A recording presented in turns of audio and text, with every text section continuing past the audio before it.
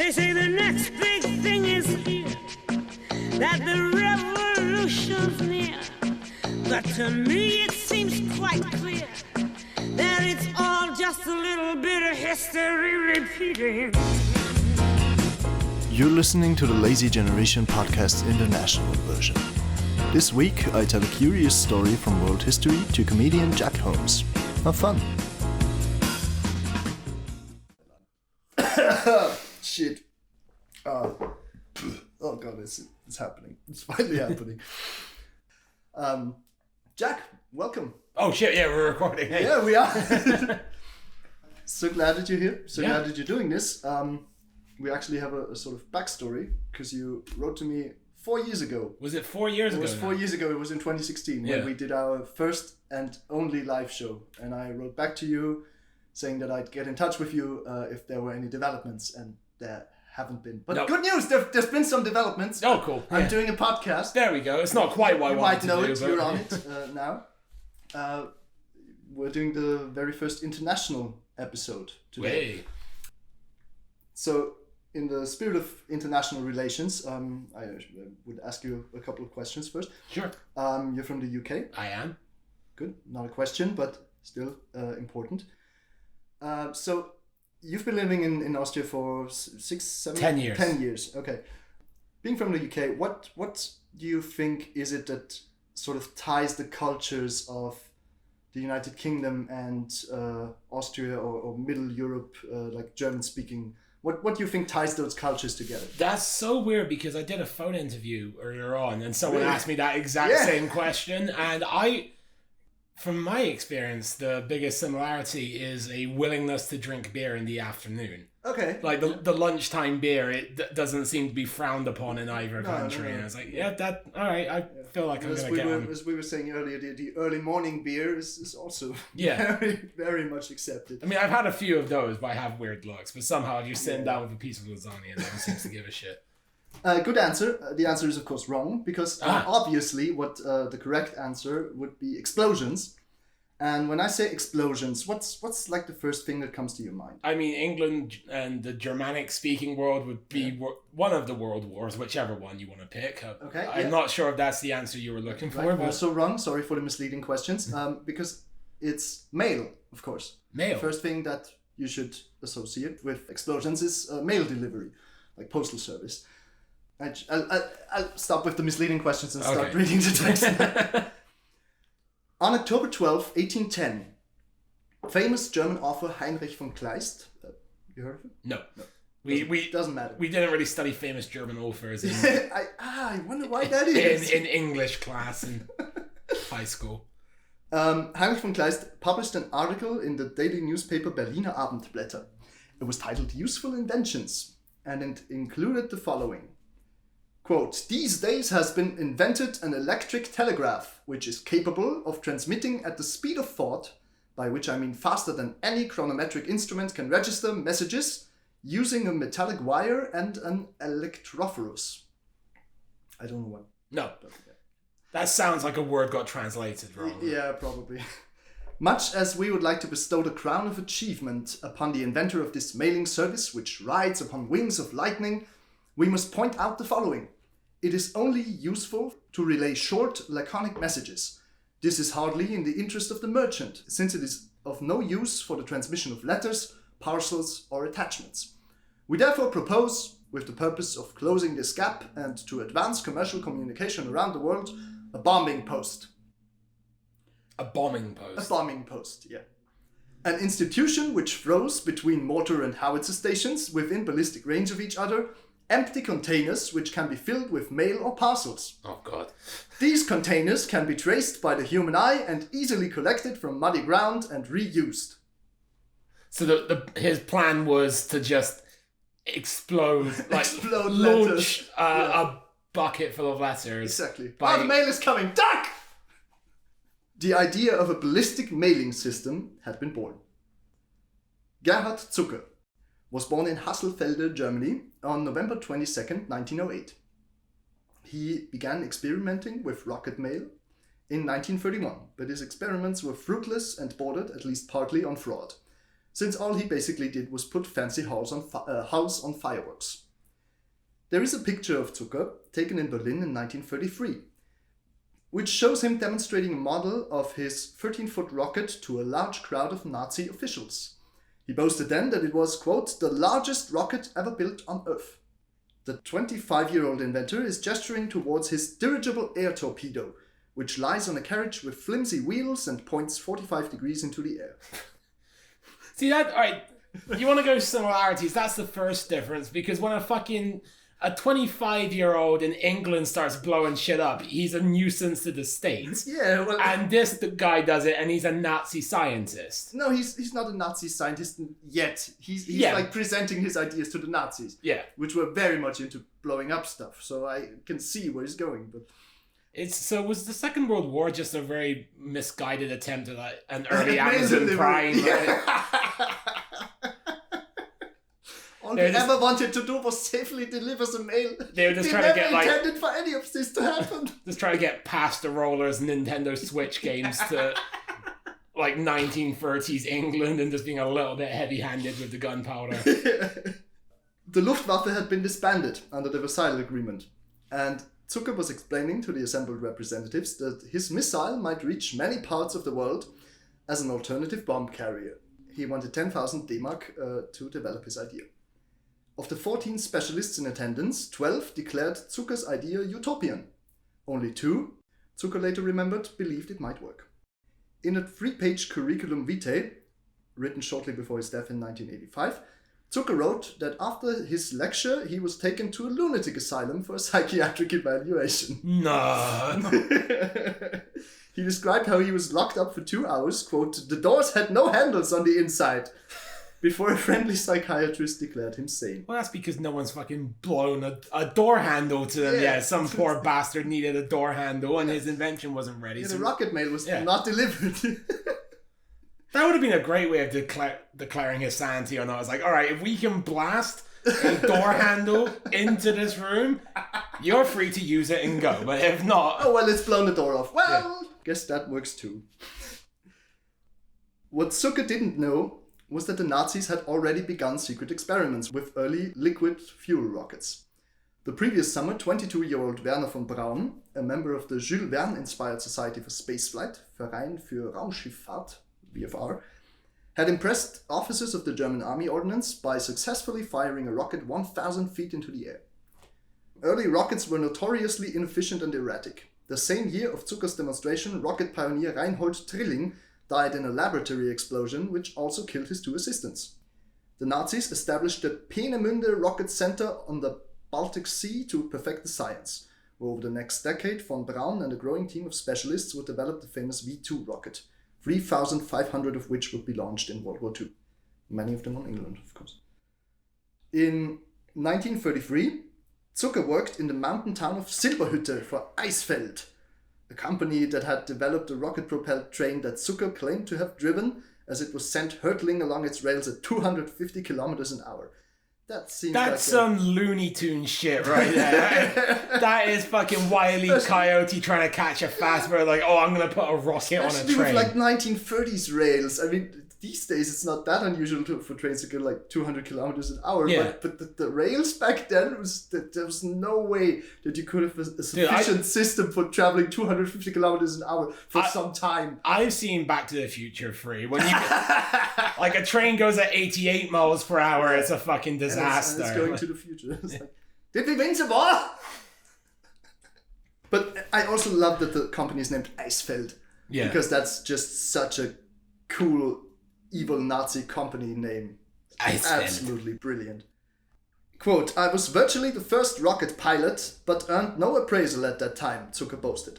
I realized then that rockets had no place on the Earth's surface, but would be more suitable to fly. Do you think? The actual first rocket pilot was Max Valier, author of Berlin to New York in 1 hour, and also a member of the VFR. He died when his rocket car exploded in 1930.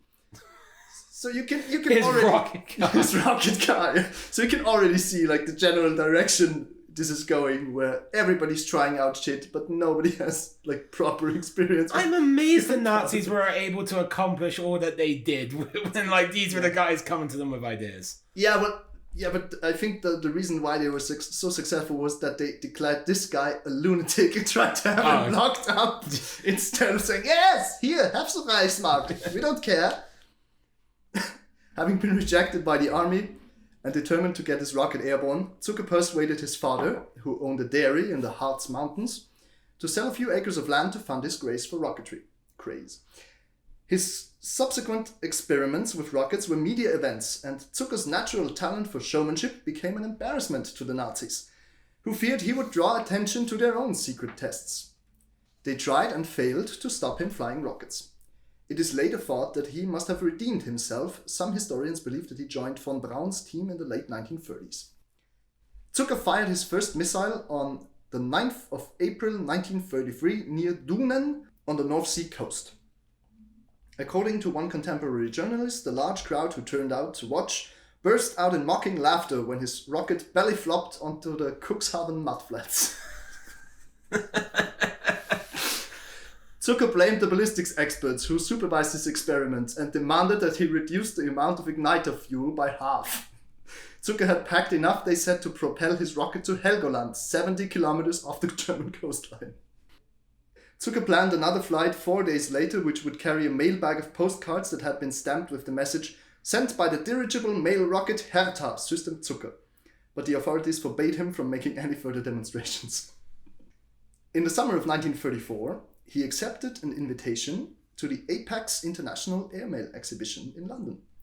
The organizers had initially invited Friedrich Schmiedl, the Austrian rocketeer, who had made the first rocket mail flight in 1931 and who had planned the regular service over the Alps between Germany and Switzerland.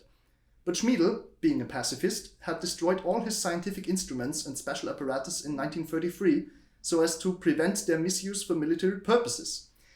It was also, I discovered that in the research, it was also because Austria banned the possession of explosives under penalty of death.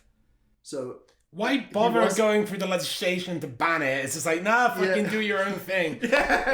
Just let him take care of himself. That's actually pretty true. The Schmiedl, contrary to Zucker, Schmiedl was actually a very, very accomplished scientist, and he was later presented medals and everything, and he was above all interested in the peaceful exploration of space.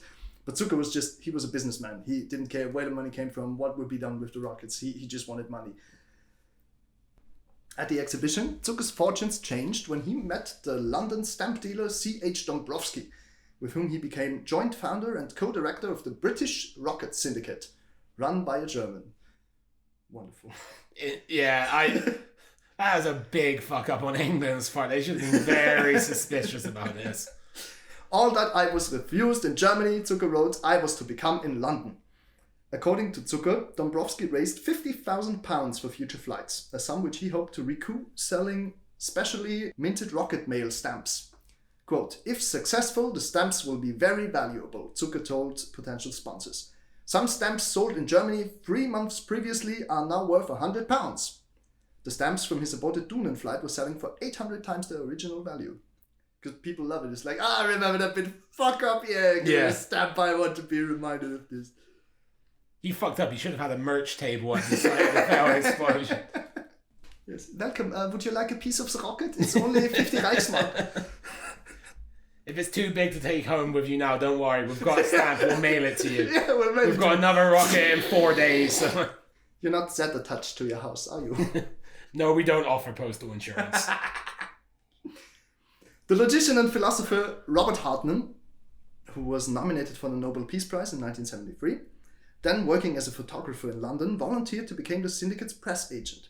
In his autobiography, Freedom to Live, Hartman recalled the persuasive Zucker. Quote, on a routine photographic trip to the opening of the London Air Post exhibition, I met Gerhard Zucker, a young German who had invented a rocket, the forerunner of the lethal German V-2 rockets of World War II, and of the rockets of today which are taking man into space. Zucker wanted his rocket to be used to carry mail. Hitler, he said, had wanted to use the rocket to deliver bombs, and he wouldn't go along with that. So he got out of the country. I liked the guy, and he liked me, and I agreed to serve as his publicity man. Zucker was shrewd enough to hide his attempted collaboration with the Nazis from Hartman, who's Jewish and vehemently anti-fascist. Hartmann had waged a brave print campaign against Hitler, and when the Nazis came to power, he narrowly escaped arrest by hiding in an insane asylum until his friends could smuggle him out of Germany. In contrast, Zucker's alleged pacifism was more accidental than principled. The newly formed British rocket syndicate immediately encountered a major obstacle. When Zucker telegraphed the German firm who had made and packed his special rocket fuel, he discovered that the Nazis had banned its export. Mrs. Dombrowski was dispatched on a special trip to Germany to buy a supply. Just sending his wife to buy rocket fuel. It was planned that she would sneak some back hidden in her hat box. Well, I mean, this is pre 9/11, so you could still get liquids on a plane. No, don't worry, honey. They would never look inside a lady's hat box. The Germans are men of principle. However, she soon realized that the Gestapo had her under close surveillance and came back empty-handed. Zucker was forced to rebuild his aluminium rocket to accommodate substitute cartridges packed with British Brock's firework powder instead. At dawn on June 6, 1934, Zucker assembled his launching rack on the Sussex Downs and lubricated its rails with butter. It's like, it speaks volumes about the quality of this experiment. It's like, we don't have the proper lubricant. Get the butter. That might have been the British influence as well. Wow. You're right, that'll be fine, lad. Just go grease it up a bit. Fucking grab the cow up the hill there. Fucking squeeze, churn. Cheese is pretty runny. It should do the job, right? We'll get that rocket up there, lovely. At 3 feet 6 inches, the rocket that was loaded onto it was a miniature version of the one used at Dünen, which was so successful. Yeah. There were only 6 witnesses to the test flight. Zucker, Dombrowski, Hartmann, philatelic magazine editor. Philatelics is like science of postal history, like stamp collectors and collectors of historic postal documents. Thank you for saving me the embarrassment of having to ask what that was or just not know. No, it's just like I saw the word the first time. I was like, what the fuck is that? Yeah. It's like, that's it. Okay. A philatelic magazine, I still don't know how to pronounce it. Philatelic magazine editor, as well as a reporter and a photographer from the Daily Express, to whom Hartmann had sold the exclusive rights to the story. Dombrowski had designed special rocket stamps, which featured Zucker's rocket hurtling over the goalposts of London's Tower Bridge. Zucker pressed the trigger, quote, "and by golly, it worked," wrote Hartmann. The shiny aluminium rocket was then filled with letters, and it flew perfectly twice more, tracing a neat curve, reaching heights of 800 meters and covering distances of up to a mile. What was the landing procedure for this? Did we get into that later on? I think they just mostly fired it onto muddy ground, and it was just then some bastard had to go trudge through the moors, find it, lug this shit back. Yeah. So, like the convenience of this delivery system is not yet exactly given. No, It's like it seems like a very inconvenient way to make the postal service more convenient. This honestly sounds like a Nazi conspiracy to discredit the telegram. Yeah. Like they knew that there was a war coming. They're like, these fucking limey pricks are gonna be one step ahead of us if they can wire each other. Yeah. Well, but the thing is, with telegraphs, all you need to do is cut the wires, essentially. I just want to interject that was the most Austrian approach to a deliberate overreaction. I'm trying to make this funny. It's like, that's the Nazi trend. Like, well, no, if they wanted to end the telegram, they would cut the wire. They're an efficient people. Naturally, but not so funny, but quite efficient. Where was I? Oh yeah, I realized that I sort of translated some of the measurements from feet to meters and from miles to kilometers, but not all of it. So it's I'm not mathematically sound enough to be able to call you on any bullshit. If this rocket jumps from 8 inches to 8 feet at some point, I'm not gonna notice. I'm quite dim. But it would be cute, sort of an 8-inch rocket. Yeah. I was gonna make a porn joke there, but I'm proud of myself for not doing it. 1,000 letters postmarked Zucker Rocket Post, rocket fee 2 shillings 6 paid were flown. Zucker addressed one to King George V. The recipients must have thought they had travelled via the moon, but in fact they were taken to Brighton Post Office, having only been airborne for several seconds, and made the rest of their journey by conventional mail. That's so fucking How much money and research had gone into this? So he basically, he procured 50,000 pounds and then all it did was fire it into the air, collect it from a nearby mud flat and then just mail it off. All you've done is cut out the dude whose job it is to get it from the post box to the sorting office, and not even really, because now you need to get someone to go into the fucking muddy field. His job worse, essentially. That poor guy, he's already got a sucky job because bastards put trash cans in front of the mailbox so he knocks it over in the morning, or some prick pisses in it during the night because this is England and that's what we do. And now it's like, I've got to fucking trudge out all the way here? Fucking kraut bastards. That's how the war starts. I'm sure it didn't have anti-German sentiments. Never mind any of this Poland nonsense. This is the real ignition of it. The London Evening News had been cynical about the chances of the letters making it to their destination. Quote, if the rocket misses fire, the letters will no doubt be given to the village idiot to take to the post office. Well, I mean, fair enough. That's pretty much exactly what happened. The next day, the Daily Express featured the front page headline, First British Rocket Mail, and the subheading, Syndicate plans 1-minute postal service between Dover and Calais. Zucker apparently hoped for a regular service across the 21-mile English Channel. He thought his rival Friedrich Schmiedel might be persuaded to operate a 17-foot version of his rocket from the French side of the channel, whilst he would return fire from England. Return fire. I mean, this is just... the language of this is very... It just underpaints. I can't shake the feeling from my head. This like people terrified of mail delivery. Get the mail's coming, get in the bunker, get in the bunker! The thing is, if you're a farmer who lives in the field that the rocket lands in, this is probably really convenient for you, but like the idea of having like a rocket system between Dover to Calais, I know technology wasn't what it is now, like 90 years ago, but that is like a 2-3 hour boat journey at worst. Absolutely unnecessary. Why would you even need this?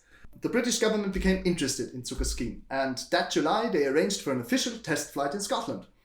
It was the first overwater rocket flight ever attempted from Scarp Island to the Isle of Harris, just under a mile away.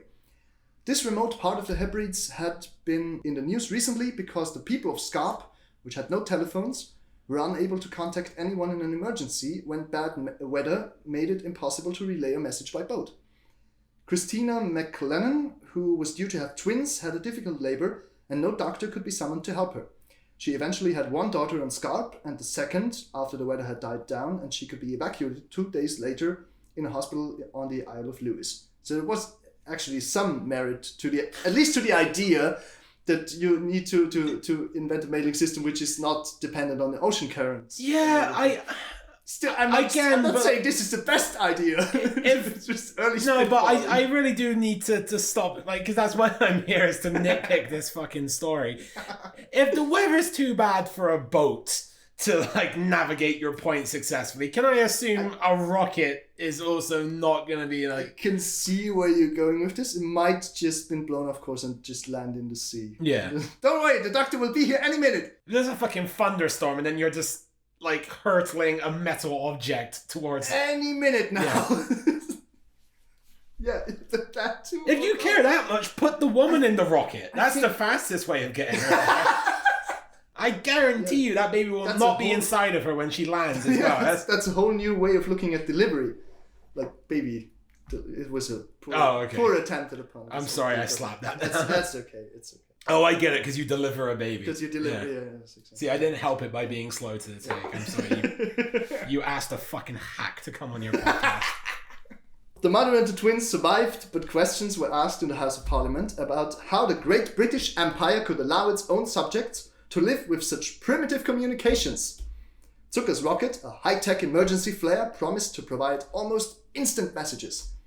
His 30-pound air torpedo was intended to zoom at 1,000 miles per hour across the Sound of Scarp.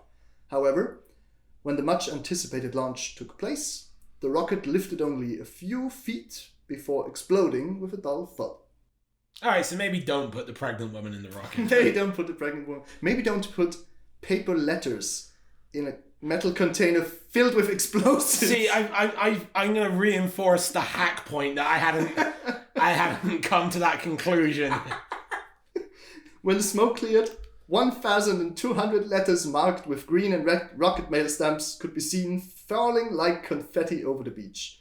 793 envelopes were salvaged and their singed remains were posted anyway, stamped with the three-line disclaimer, damaged by first explosions at Scarp Harris. The scorched markings only increased their value for collectors. According to one witness, quote, the rocket was split open and twisted out of all recognition. Zucker blamed his makeshift propellant, claiming he needed his special German fuel. It was the cartridge, Zucker explained. The powder had not been properly packed, and air pockets caused the explosion. Another attempt was made 3 days later in the opposite direction from Harris to Scarp, but it too met with failure. There was a flash of fire, the Scotsman reported. The Scotsman is a newspaper. Yeah. Although I like the idea of just one Scottish person giving an interview. I can't do a Scottish accent. There was a flash of fire, a cloud of smoke, and when the air cleared, the letters were seen strewn about the wreckage of the firing apparatus. Added only to the comedy of the fact that he had his face painted like Mel Gibson in very far. They may take our mail, but they'll never take something else. Don't feel bad, I didn't have anything for it either. I appreciate you taking that hot turd out of my hands. It was small consolation that a piece of the rocket managed to hit its intended target. No, Bob, fuck you, no day off. Go on, go fucking clear up the shards of rocket all over there. And there's still a letter in here. Oh, it's from my aunt, it's from me. Great. With German stubbornness, as Hartmann put it, Zucker plodded on. In the winter of 1934, the London Evening News dubbed him the try again inventor, after he announced his plan to send a rocket from Lymington Golf Course in Hampshire across the sea to the Isle of Wight. Zucker had made adjustments to his rocket, and it launched successfully, speeding on its 10-second journey with a fierce hiss. However, a southerly gust of wind blew it off course, keeping it to the mainland, and the rocket was found badly buckled, buried 3 feet deep in the mud of Pennington marshes a few miles away. Like the postman that you described earlier, he must be so fed up with his job at this point. You fucking driven me all over the fucking country. Now I've got to go dig this out. I didn't even explode on impact, so I don't even have a shard of rocket to dig 3 feet into the ground with. Freeman Dyson, the distinguished English-born American physicist, grew up in Hampshire and was a 10-year-old eyewitness to the launch. Quote, they had this very impressive-looking rocket, Dyson remembers. They set it up with great ceremony on this rather derelict piece of land where we lived, which was sort of a mudflat on the coast opposite the Isle of Wight. They had some dignitaries from London who came down and ceremoniously put this bag of mail with special stamps into the rocket. Then they launched and the thing zoomed up into the sky very beautifully. But then it turned around and came back almost exactly where it took off and landed with a big splash in the mud. So they went out and retrieved it, and the mail went over later on the boat. I love it that every experiment that he does is like this, has this aura of great anticipation. It's like, the future is now, and then You would think at this point, when they send it over on the boat, they would just also send over a piece of string, so that, like, the people in the Isle of the Wight can get a can and attach the string to the can, and they can do it on the mainland and just convey their message that way. The Home Office tried to stop this boomeranging flight, so at least now the government is noticing, okay, this is getting nowhere, just pull it, and had advised Zucker to try out his rocket in the safety of an artillery range or at sea. The Postmaster General was admonished by the Secretary of State for sending 2 of his representatives to witness the Lymington launch. Quote, you will appreciate that these apparent indications of official encouragement have been a little embarrassing to us and to the police in our attempts to prevent what we regard as a distinctly risky experiment. As the Right Honourable Sir Philip Sassoon MP, it's a violently British name, put it when answering an inquiry about Zucker's rockets from the Indian Airmail Society, quotes, the one tested have shown a remarkable tendency to convey letters to anywhere but their proper destination. Zucker was later arrested and spent 2 days in prison after leaving a dangerous load of gunpowder in a railway station cloakroom. Oh, for fuck's sake. It's like he has no concept of safety measures or anything. He just stuffs shit full of explosives. Well, that was probably, knowing this jackass, that was probably his getaway scheme. It was like, one day I'm going to need to bail out of here on the train. Just So I'll put leave the rockets- rocket fuel I just next put to the rockets on the train and then Yeah. I travel at 250 kilometers an hour to the coast where I will get on my special mailing rocket, fly over to France, sit out the war there. Unfortunately, with this guy's luck, the train probably would have just boomeranged back around. Rumors spread that he was a Nazi spy who was scoping out potential U-boat ports and secretly trying to gauge the sophistication of British explosives. Zucker was deported from Britain soon afterwards, accused of defrauding the post office with his bogus stamps and of being a danger to the national security of the country. I love that comes second. Yes. Hey, these fucking bogus stamps here. And the nation, but fuck you with the stamp and nonsense. also you might blow up a couple of our people. Fucking but immigrants. especially the stamps. This is unacceptable. Fucking immigrants coming over here with their counterfeit stamps. Trying to take away our mailing service. Really, this whole thing just screams Brexit was a good idea. It does, sort of. And of being a danger to the national security of the country, due more to the threat of injury his loose rockets posed than to the espionage he was wrongly thought to have been doing. In 1936, after a brief tour of Europe, he returned to Germany to see his parents, and was immediately imprisoned by the Gestapo. Charged, he later claimed, with high treason. Newspaper cuttings tell a different story of Zucker's fate. He served just under 16 months in prison, they say, for fraud and embezzlement. Accused of selling stamps from 2 rocket launches in Ostende, Belgium, that never took place. Zucker was freed with one condition, that he never touch a rocket again. He joined the Luftwaffe in World War II, but was so badly wounded in August 1944 that he was left, as he described in his CV, 70% invalid. Invalid? Invalid? Invalid. I was going to 70% invalid. The whole idea Just was like his invalid, stamps. but yeah. The month after he was hospitalized, the first V-2 rocket was launched against Britain. It rose to a height of over 50 miles and sketched a graceful parabola before devastating Staveley Road in Chiswick, South London, over 200 miles from the launch site. So, I guess the Nazis bet on the right horse. Yeah. Werner von Braun instead of this guy. But they should have given it to him. It would have spared the world so much hurt. No, not exactly. But I don't know, man. I feel like this guy's kooky ass ideas with like Nazi funding, he still would have fucked some shit up. Yeah. Probably a lot more in France than in actually. England, but I assume they were was that successful rocket, was that Where launched did- from France? 200 miles, that can't be Germany, surely. No. I pretty much I guess it must have been France or the North Sea probably. Yeah. Something. 16 seconds later, another 1-ton warhead left an enormous crater in the middle of Epping, just north of the capital. The rockets were built by inmates of the Dora concentration camp in the appalling conditions of the subterranean Mittelwerk assembly plant. It has been estimated that more people died manufacturing the V2 than were killed by its blast. That's fun. That's a nice. That's a fun upbeat, fun fact for you, upbeat you guys. For fucking my place for me to podcast. grab on and riff my bullshit. Yeah, well. Zucker met his wife in the hospital where he sat out the war. He never worked for von Braun at Peenemünde, as it has been claimed.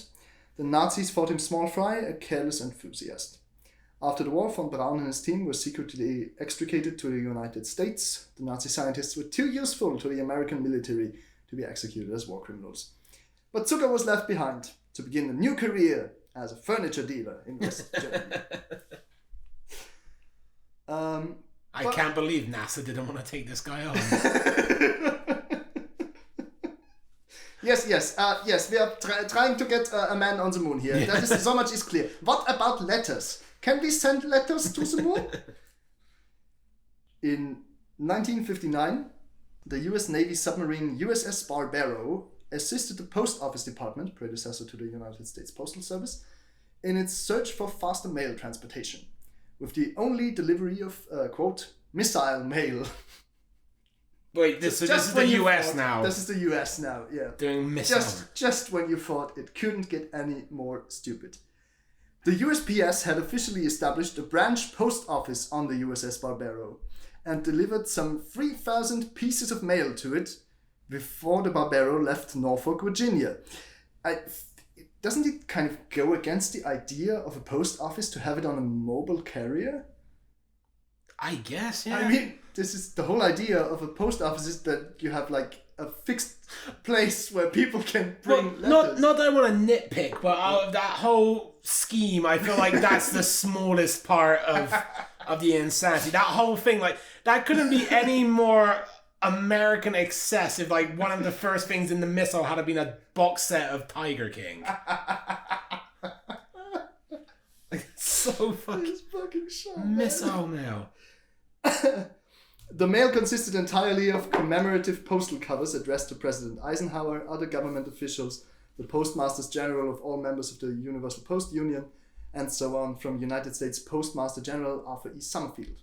On the 8th of June 1959, the Barbero fired a Regulus cruise missile, its nuclear warhead having earlier been replaced by 2 Post Office Department mail containers, targeted at the Naval Auxiliary Air Station at Naval Station Mayport in Florida. They fired a nuke.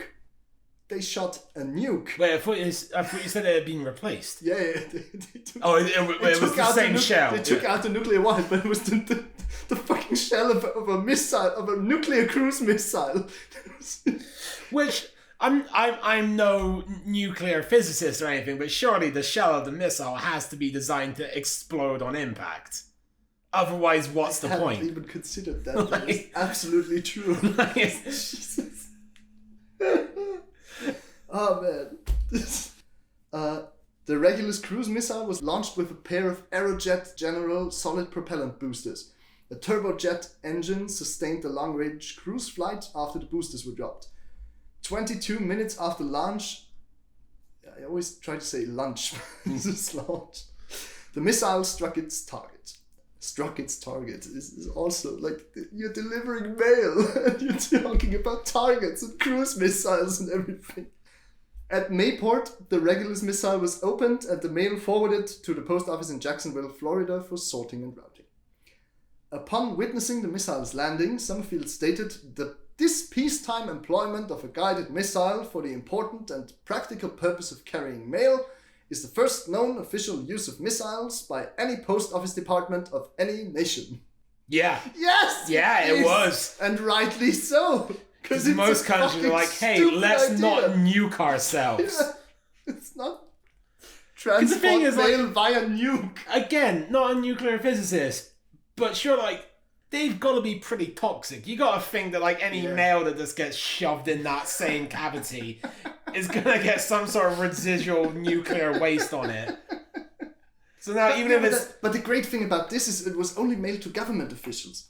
It was mailed to... Here you go, President Eisenhower, there's mail for you.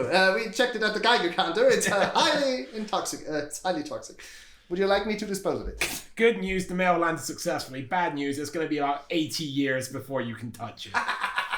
Yeah, that's right. It sort of defeats the purpose of having a fast mail delivery system if you can't open the letters. It's a good job this wasn't successful, because you got to think how much worse mail bombers would have been. No, they would have just been officialized. Summerfield proclaimed the event to be of historic significance to the peoples of the entire world. Again, yeah. Yeah, sure. And predicted that before man reaches the moon, mail will be delivered within hours from New York to California, to Britain, to India or Australia by guided missiles. We stand on the threshold of rocket mail. Here, I've got a postcard I want to send to Cuba. I'm sure nothing bad's going to happen as a result of this. It was from Florida, so it's right fucking there. You're just like thinking about the Russian guys. Like, oh, the Americans are bombing us. Oh no, wait, it's just a letter. Oh, it's parcel. It's a pair of blue jeans from cousin Dimitri in San Francisco. I love the guy. I feel sick. This guy, is this nuclear missile? Oh shit. See, that's just fucking smallpox blankets all over again. That's just a way more advanced version of it. Slowly radiating the entire world through mail. It was a success. Nuclear mail is raining down upon the port of Florida. Despite the Postmaster General's enthusiasm, the Department of Defense saw the measure more as a demonstration of US missile capabilities. Experts believe that the cost of using missile mail could never be justified. While during the 1920s, a letter between Europe and the United States would not arrive for at least a week after mailing, by the 1950s, air mail crossed the Atlantic Ocean in as little as one day. So, yeah. I get the enthusiasm in the 20s and 30s and everything, but just like in the 50s, it was just, hey, look what we can do. We can strap some letters to a missile and not give a fuck. In the 1960s, Zucker once again began flying rocket mail. This was just playing around, he wrote in his CV. He failed to mention that on Ascension Day 1964, this playing around brought him into the headlines once again, when another of his rockets exploded, scattering shrapnel over the crowd of spectators and killing 2 schoolboys. I mean, yeah, it's like this guy is just. I wish. So at this point, he's working at like 30% mobility, right? And it's like, who's sticking a screwdriver in this asshole's mouth after a lifetime of failed rocket attempts and shoddy furniture? But people still wanted to see it. I mean, it just goes to show that. Well, you want to see a train wreck. Shit blown up. Yeah, you want to see a train wreck. But yeah, that ended in the killing of actually on Wikipedia it said 3 people were killed, but well, it said 2 schoolboys there, obviously, who, no parent is irresponsible enough to let their child go to a madman's rocket launch unattended. So I'm sure there was some guardian. It said in the article they were standing in a 50-meter radius around the rocket, which is just crazy. That's so close. To something that's designed to explode. Somebody got killed because that's just insane. Zucker served a 6-month prison sentence for involuntary manslaughter. It was the 3rd time rockets had landed him behind bars. And the West German government consequently banned all civil rocket experiments. Finally, in 1964. There was actually two societies for rocket experiments in Germany that were very pissed off about this because they had like proper safety equipment. Yeah, they were just well, around the 60s, that was when like rocket travel was like sort of legit, right? Yeah. Like when did America land? That was in the 60s, right? I think it was 68. Yeah, Apollo 11, 68 or 69. So yeah, you would be. So I assume Apollo 11, there had already been a few attempts at it before then. Yeah. How pissed off would you be? Yeah, if you were one of these legit rocket fucking launching agencies, and this madman fucked it up for you. You wouldn't. NASA's already poached your best scientists. Funny thing is, you wouldn't be, because the lead scientist behind the Apollo 11 launch was Wernher von Braun. Really? Yeah, the former Nazi scientist. Oh, okay. Yeah, so he just like gave no fucks about this guy whatsoever. It's like, he's always been a crazy one. Anyway. Well, I'm glad von Braun had a fucking happy ending. Yeah, absolutely. Piece of shit. There's a fantastic song by Tom Lehrer, which is an American satirical. He's a mathematician, and he also wrote some great satire music. There's a piece by him called Wernher von Braun. Yeah. As we have so much to thank him for, like the widows and cripples in old London town who owe their large pensions to Wernher von Braun. By then, Zucker's fantasy alter ego von Braun, now director of the George C. Marshall Space Flight Center in Huntsville, Alabama, was developing the Saturn rockets that would launch man to the moon. Zucker wanted recognition for his tangential role in that amazing story. Quote, "I can see today that I was the first pioneer," he wrote, concluding his sketch of his life. "Posterity may give thought to how difficult and dangerous it was, but only those who fought and those who have died in thought know. That was my life. The memories remain." Supposedly, Zucker continued his experiments with postal rockets in the 1970s, but I haven't found any sources for this claim. It was just written on Wikipedia. Yeah. He died on February 4th, 1985, in Düren, Germany. Well, okay. The dude was a fucking screw job. He was absolutely nuts. Or not exactly nuts. I think he just had no sort of scientific ethics. He wasn't a scientist. He was just a businessman. He liked seeing shit blown up, and he didn't care where his money came from. He tried to sell it to the Nazis. Then he tried to sell it to the British. I mean, every fucking weapons manufacturer sells to both sides of a war. So I guess like I mean, I'm saying that like it somehow justifies his personality. No, it just means that all weapon trailers are shit. Yeah. It's an interesting thing to like think about, whereas like it's so easy to sit there and call him a madman because like we know that none of his ideas worked and there was just like but like, you know, what would you have said like to the dude who invented the internet? Like, what the fuck are you talking about connecting all these computers? Fuck off. No, I get that, but then again, like at first I wanted to make this podcast about Friedrich Schmiedl, who was mentioned about the Austrian scientist, and he was. It's not a great story there. It's just like, hey, this is fucking bad news. I'm gonna unscrew my shit so you guys can use it. I still thought it was hilarious because like just shooting rockets over the Alps and like I said, the whole idea of like mail being delivered by rocket and you constantly with the screech of rockets around you and not associating that with painful death, but just, mail's coming. Nice. Well, I mean, like, don't we associate... Again, I'm not good with, like, history or weapons or anything, but does the association of rockets and war and death not come from World War II? Yeah, I guess. I mean, I don't want to, like, Austrianize the point that you were trying to get a laugh out of. I think not in these days. These days, they're more associated with America, I think. Well, yeah, sure, but I mean, was World War II the first time we started dropping bombs? Was that... At least rockets, yeah. Bombs like bombing planes and everything, they were around in World War One, but it was like industrialization made just a huge leap in the 30s and 40s, partly due to the Nazis investing just fucking everything into war, and then everybody investing everything into war to stop the Nazis. So... but there were like legitimate institutions that tried to safely figure out how rocket propellants could actually be used for a multitude of stuff. There were some bad ideas as well. He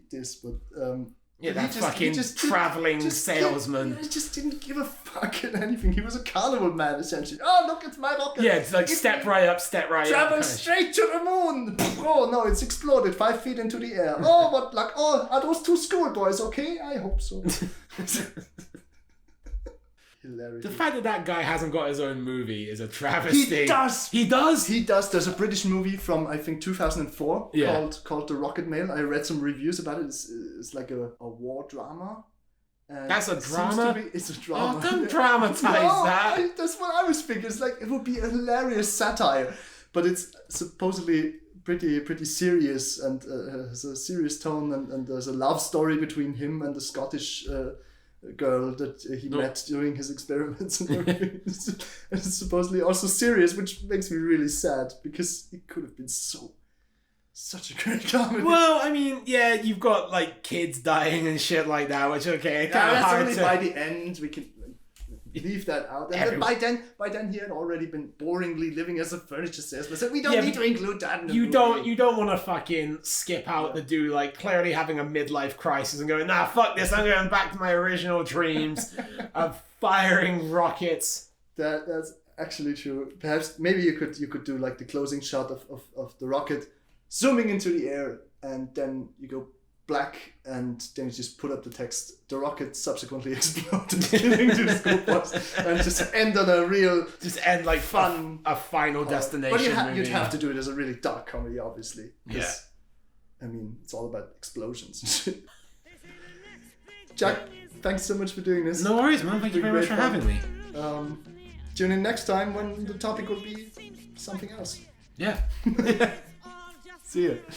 History repeating.